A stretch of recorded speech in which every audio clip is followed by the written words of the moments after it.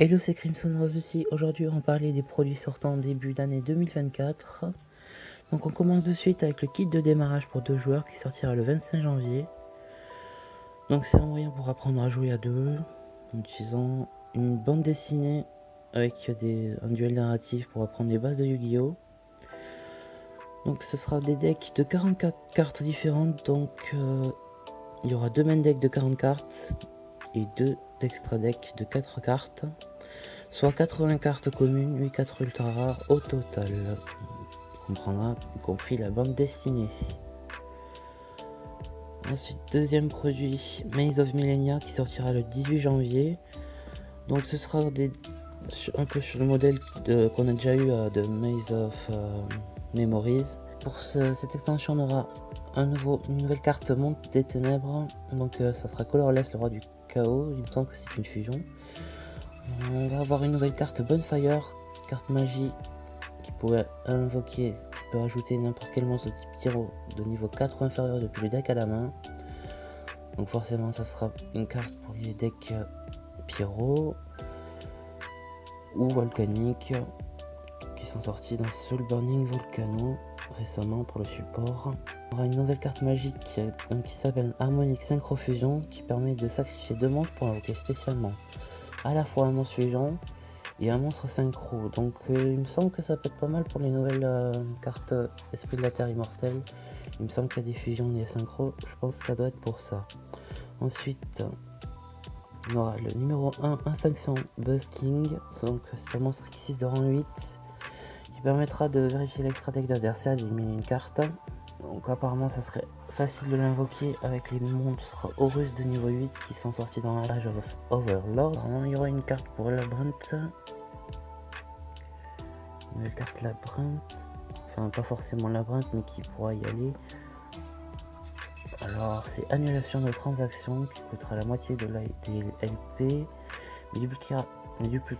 Mais dupliquera n'importe quelle carte piège normale dans l'un ou l'autre des cimetières. Vous pouvez d'abord le jouer depuis votre main et copier une carte piège normale depuis le cimetière de votre adversaire. Puis vous obtenez une deuxième charge en le bannissant depuis votre cimetière pour copier une carte piège normale dans votre propre cimetière.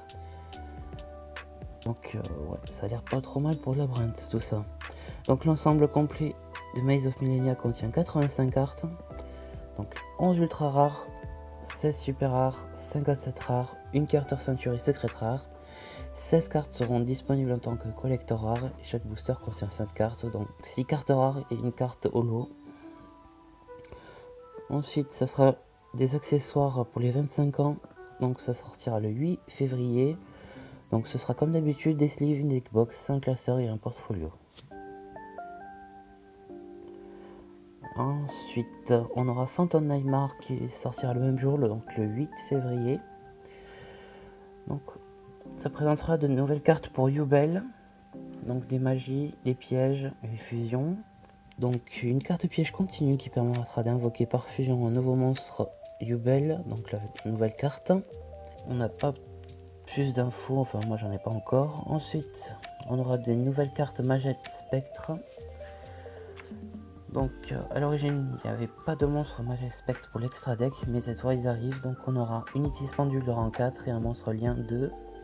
Ensuite on va voir un nouveau thème axé sur rituel. Apparemment ce serait pour les guerriers lumière et rituels. Les monstres rituels dragon apparemment. Donc l'extension contiendra 100 nouvelles cartes, dont 10 secrètes, 14 ultra, 26 super et 50 communes.